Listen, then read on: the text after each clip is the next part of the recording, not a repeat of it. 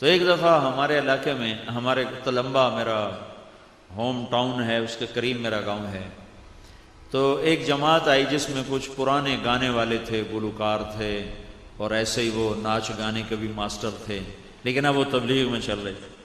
تو میں نے ان سے کہا یار یہاں ہمارے خسروں کا اڈا ہے، وہاں جا کے ان کو لے کر آؤ کسی سے۔ وہ گئے تو انہوں نے ایک مقامی آدمی ساتھ کیا، تو اب وہ بعد میں خود بتانے لگے کہ جب ہم نے وہ جھری میں سے جب نوک کیا نا تو جھری میں سے دیکھا تو ان کا بڑا گرو تھا، بھاگی اس کو کہتے تھے۔ تو بھاگی نے پوچھا کون ہے؟ کہ ایک بندہ ہے تے باقی مولوی ہیں، وہ جس کی داڑھی نہیں تھی نا، کہ ایک بندہ ہے تے باقی مولوی ہیں۔ اچھا دروازہ تک کھولو۔ انہوں نے دروازہ کھولا، وہ جا کے بیٹھ گئے، تو وہاں کوئی انڈین فلم لگی ہوئی تھی، وہ دیکھ رہے تھے۔ تو انہوں نے کہا بھائی ہم نے آپ سے کوئی بات کرنی ہے اللہ رسول۔ کہنے لگے حالی تاسی فلم ویکھ رہے، انہوں نے کہا چا ویکھو بھائی۔ وہ چپ کر کے بیٹھے رہے۔ جب فلم ختم ہو گئی کہا بھائی اب ہم نے آپ سے بات کرنی ہے۔ انہوں نے کہا جی اسی حالی اپنا ریاض کرنا ہے، کرو بھائی۔ تو انہوں نے ناچنا شروع کر دیا، تو آدھا پونا گھنٹہ وہ ناچتے رہے، یہ چپ کر کے بیٹھے رہے۔ انہوں نے کہتا ہے کیوں جو مولوی ہیں جڑے جاندے ہی کوئی نہیں۔ انہوں نے بعد میں خود بتایا کہ ہم نے سوچا جب ہم ناچیں گے تو جو خود ہی بھاگ جائیں گے، توبہ توبہ کریں دے لا حول ولا پڑھ دے، وہ تو گئے ہی کوئی نہیں۔ میں کہہ لے ہن سننی پوے گی۔ تو انہوں نے پھر کہا اچھا جی ہن سناؤ کی گل ہے۔ تو وہ ایک ان میں تھا نوجوان، طارق اس کا نام ہے، ادھر لاہور کا ہے، وہ ون مین شو میں بہت ماسٹر پیس آدمی ہے۔ تو اس نے ان سے بات کی، تو ان کا جو گرو تھا نا بھاگی، وہ تیار ہو گیا ساتھ آنے کے لیے۔ تو وہ اس کر لے کر مسجد میں آئے۔ تو میں نے کہا اس کو پہلے نماز پڑھاؤ۔ نماز پڑھائی، پھر میرے پاس بٹھایا۔ تو میں نے پوچھا کبھی تو نے نماز پڑھی ہے؟ کہا جی بس آج ہی پڑھی ہے۔ میں نے کہا اس سے پہلے؟ کہا جی زندگی میں آج تک نہیں پڑھی۔ میں نے کہا کوئی جمعہ پڑھا ہو؟ کہا جی نہیں جمعہ بھی کبھی نہیں پڑھا۔ میں نے کہا کوئی عید پڑھی ہو؟ کہا جی عید بھی آج تک نہیں پڑھی۔ یہ میرا پہلا سجدہ ہے جو میں نے اللہ کو کیا ہے۔ تو میں نے کہا کیوں نہیں آتے ہو؟ عید تو پڑھ لیا کرو۔ کہا جی لوگ جو نفرت کرتے ہیں تو پھر ہم نہیں آتے، ہم نہیں آتے۔ خیر میں نے اس کو اپنے ساتھ بٹھا کے کھانا کھلایا، اکرام کیا۔ بڑے بڑے اس نے بال چھپا لیے نا، وہ بڑی ساری پگڑی باندھ کے نا، تو اس نے بال سارے سے اوپر کٹھے کر کے یوں پگڑی باندھ لی ہوئی تھی۔ تو میں نے اس کا بڑا اکرام کیا، بڑی محبت سے بٹھایا، تھوڑی بات کی۔ اگلے دن پھر اس کو بلایا، پھر اس کو اپنے ساتھ بٹھا کے کھانا کھلایا۔ اگلے دن پھر اس کو بلایا، تو وہ بڑا حیران ہو کر کہنے لگا جی سانتا جی مولوی نیڑے نہیں لگن دیں تے گلاس نو ہاتھ لا گئے تو انہوں بھی دو چھڑ دیں، تسی کیوں جو ہو سانو نال بات ہے روٹی کھوائی جاندے ہو۔ پھر میں نے اسے کہا تم ایسا کرو، یہ دین تیرا بھی ہے میرا بھی ہے، نبی میرا بھی ہے تیرا بھی ہے، تو دین سیکھنے کے لیے تبلیغ میں جا۔ کہا اچھا جی چلا جانا۔ تو وہ 3 دن کے لیے پھر جماعت میں گیا۔ ہوتے اکثر تو یہ مرد ہوتے ہیں، بنے ہوتے ہیں، گزرے۔ یہ کوئی میں آپ کو 6 سال پرانی بات بتا رہا ہوں، 7 سال۔ 3 دن کے بعد وہ واپس آیا ہے، تو اس نے ناچ سے توبہ کی، پہلی صف کا نمازی بنا، داڑھی اس نے رکھی، شادی اس نے کی، اللہ نے اس کو بچے دیے۔ اب وہ قرآن سیکھتا ہے، نماز پہلی صف میں پڑھتا ہے۔ اور ایک اس نے مجھے آزمائش میں ڈال دیا، انہوں نے کہا گل ہے مولانا صاحب میں نے آمدہ جاندہ کچھ نہیں، میرا خرچہ ہوں ساری ہے جاتی تو تیرے ذمہ۔ میں کہا چلو وہ میرے ذمہ تو ہے، کام چھڑ دے۔ وہ کہا ہم تو تنکا توڑ کے راضی نہیں ہیں، تو اب مجھے کام تو کوئی آتا کوئی نہیں، لہٰذا میرا خرچہ تو نے اٹھانا ہے، جب تک تو زندہ ہے یا میں زندہ۔ میں نے کہا چل ٹھیک ہے، جب تک میں زندہ ہوں تو زندہ ہے، تیرا خرچہ میں اٹھاؤں گا۔ اس نے کوئی 10 ناچنے والوں کو بلا کر میرے سامنے ان کے بال کٹوائے، ان سے توبہ کروائی۔ ایک ناچنے والا مجھے پھر نظر آیا، سرخی پاؤڈر لگایا ہوا، اور میں کہا وہ تیرے نال کی بنی؟ آندا جی مسجد وڑیاں، مولوی صاحب آکھیا خسرا کدے وڑایا؟ کڈو اینو بایا۔ بس پھر مڑو نراما تے ٹر پے۔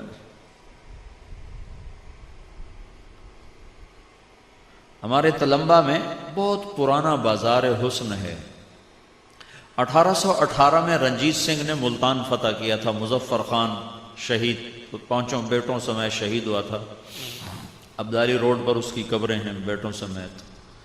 تو تلمبا ملتان کا ایک صوبہ تھا اس وقت، بہت بڑا شہر تھا یہ۔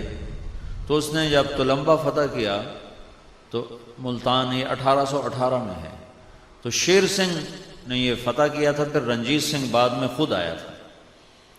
تو اس نے ایک بازار حسن کی بنیاد رکھی تلمبے میں، اب تک وہ قائم ہے۔ اب پہلے والی رونق نہیں ہے لیکن اب بھی ہے، سارا کچھ دھندا ہوتا ہے۔ تو پھر میں نے سرگودے میں ہمارا ایک ساتھی ہے، اس نے وہاں بازار حسن میں کام کیا، کئی لڑکیوں سے توبہ کروائی، کئیوں کی شادیاں کروائیں۔ تو میں نے اس سے کہا یار تم ادھر تلمبے جماعت لے کر آؤ، میں اپنے یہ جو ہمارے علاقے کی ہیں بچیاں، میں ان میں چاہتا ہوں کوئی اللہ کی بات ہو۔ تو وہ آئے جماعت لے کر اور گئے بازار حسن، تو انہیں وہاں کی لڑکیوں کو اکٹھا کیا، تو ان سے اس نے بات کی اور کہا بیٹیو میں تمہارے سر پہ اماں فاطمہ کی چادر ڈالنے آیا ہوں۔ یہ کہنا تھا کہ ساری طوائفیں ایک دم پھوٹ پھوٹ کے رو پڑیں اور کہنے لگیں یہاں تو لوگ ہمارے کپڑے اتارنے آتے ہیں، تم کون ہو جو چادر ڈالنے آئے ہو؟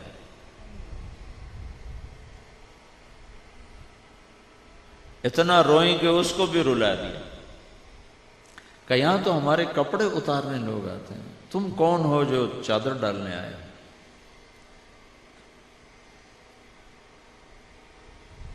ایمان بھی کیا چیز ہے۔ پھر خالد عباس ڈار ہے، وہ 3 دن کے لیے ہمارے تلمبے جماعت میں آیا، جواد وسیم ایک اداکار ہے، میں نے ان کو بھیجا، میں نے کہا جاؤ ان سے بات کرو۔ پھر وہ گئے، انہوں نے ان سے بات کی، تو انہوں نے مطالبہ رکھا کہ آپ کہو مولوی طارق جمیل جو ہمارے علاقے کا اتنا مشہور ہے، لوگوں میں واز کرتا ہے، ہمیں کیوں نہیں اللہ کی بات سناتا؟ ان سے کہو ہمیں اللہ کی بات سنائے۔ تو میں نے کہا اچھا ٹھیک ہے۔ تو وہاں میں نے ایک چھوٹا سا سکول بھی بنایا ہوا ہے، گرامر، بچوں کو اچھی تعلیم دینے کے لیے۔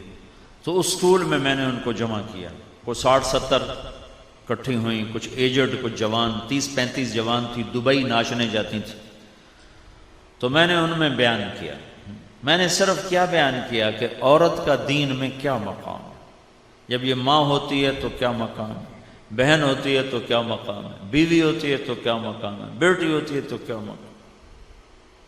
جب میں نے یہ بیان کیا کہ اللہ کے نبی نے فرمایا تھا کاش میرے ماں باپ زندہ ہوتے، اور نہیں تو میری ماں تو ہوتی، اور میں عشاء کی نماز کے لیے مصلی پہ ہوتا اور سورۃ فاتحہ شروع کر چکا ہوتا، اور ادھر سے میرے گھر کا دروازہ کھلتا اور میری ماں مجھے کہتی بیٹا محمد، تو میں اپنی ماں کی خاطر نماز توڑ دیتا، اور میں کہتا جی اماں جان میں نماز دوبارہ شروع کر ساں، تساں حکم کرو کی حکم۔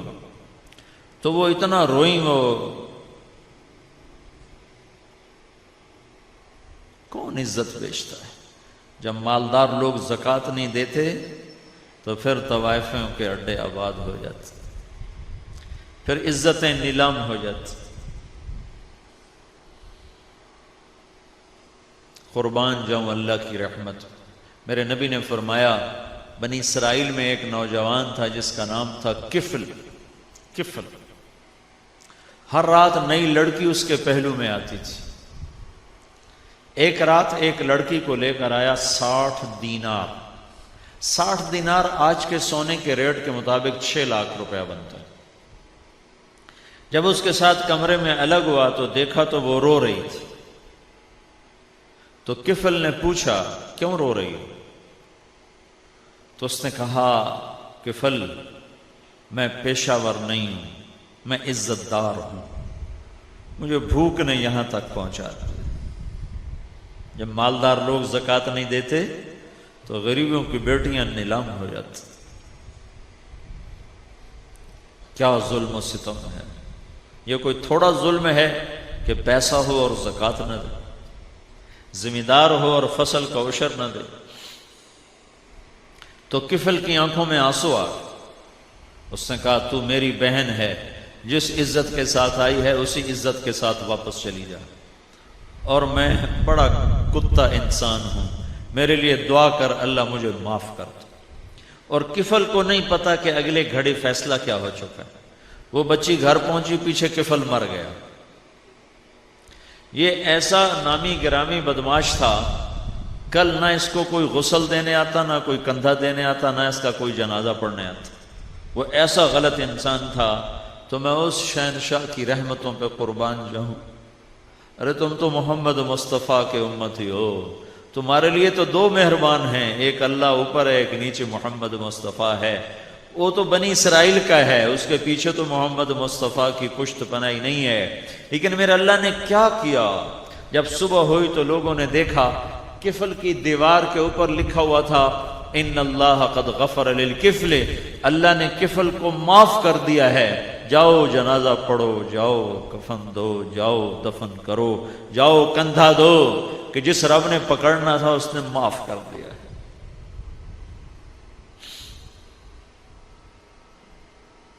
میں نے کوئی پونا گھنٹہ بات کی، وہ زاروں قطار روتی ہوئی وہاں سے گئیں، تو 2-3 دن گزرے تو مجھے خبریں آنی شروع ہوئیں کہ ایک بچی بھاگ گئی، اپنے رشتہ دار کوئی اور تھے، ان کے جا کے پاؤں میں گر گئی، میری کہیں شادی کرا دو، مجھے اس گند سے نکال دو۔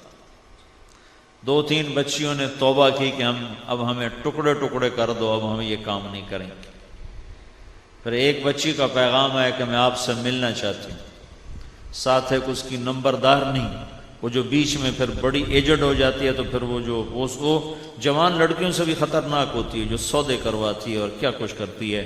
ایک وہ نمبردار نہیں، ایک وہ بچی، وہ دونوں میرے پاس میرے گھر آئیں ملنے کے لیے۔